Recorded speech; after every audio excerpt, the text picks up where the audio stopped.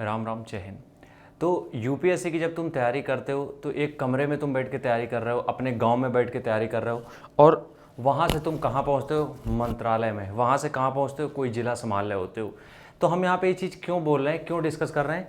देखो, जब तुम्हें एक जिम्मेदारी इतने बड़े लेवल की दी जा रही है, जहाँ पे तुम्हें बहुत सी आगे चल के योजनाएं संभालनी है या कुछ भी संभालनी है, या फिर हम बात करें ये आगे चल के मंत्री भी बन जाओगे, क्योंकि बीजेपी में देखा है तुमने कितने आईएएस आईपीएस हैं। मतलब अब तक की जो सबसे बड़ी पार्टी है बीजेपी, उसमें सबसे ज़्यादा आईएएस आईपीएस हैं अभी तक की जितनी पार्टियां रही हैं। तो कहने का मतलब ये है कि जब आप आईएएस बनते हो तो सिर्फ आप एक एग्ज़ाम नहीं क्लियर कर रहे हो, देश को जो नई चीज़ें देनी है वो तुम देने जा रहे हो। कैसे?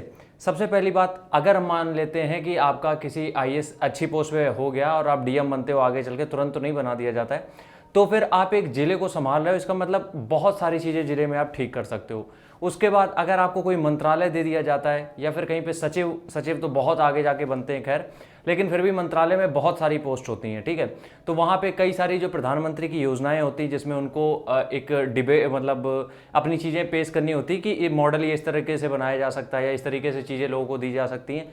अब जो भी तुम योजनाएं देख रहे हो वो मोदी जी लेके नहीं आते हैं, वो यही जो डिप्लोमेट होते हैं यही सब लेके जाते हैं, जैसे कि मतलब आईएएस आईपीएस जो भी होते हैं, सॉरी।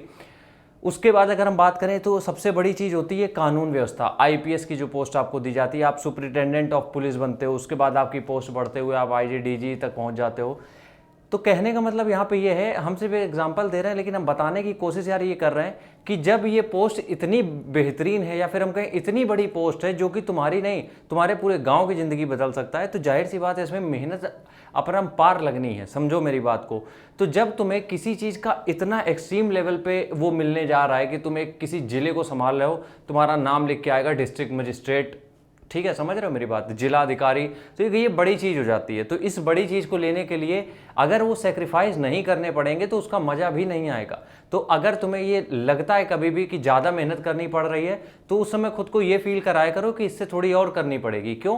क्योंकि यहाँ पे जहाँ पे तुम पहुँचने वाले हो, वहाँ से जो चीज़ें मिलेंगी ना, वो इस मेहनत के आगे कुछ नहीं है। इस मेहनत मतलब ये तुम भूल ही जाओगे तुमने क्या मेहनत करी थी जिस समय उस सीट पे बैठोगे जाके। यकीन मानो, यूपीएससी एक, हमने हमेशा कहा है अपने वीडियो में, एक पर्सनालिटी तुम्हारी चेंज कर देता है यूपीएससी, जिसके लिए दिन रात एक करने पड़े कर दो, जैसे भी सिलेबस कंप्लीट करना पड़े कर दो, जो कुछ करना पड़े करो, लेकिन यार ये नौकरी की तैयारी करो और धुआंधार तैयारी करो।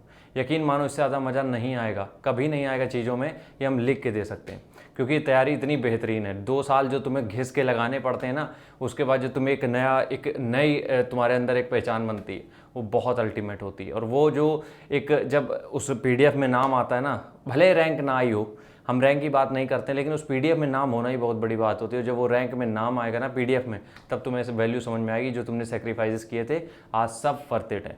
तो इसलिए मेहनत करो जम के, जो भी चीज़ें तुम्हें करनी है। भूल जाओ, कोई कह रहा है रात में नहीं पढ़ना चाहिए, तुम्हें लग रहा है रात में पढ़ना चाहिए, पूरी रात पढ़ो।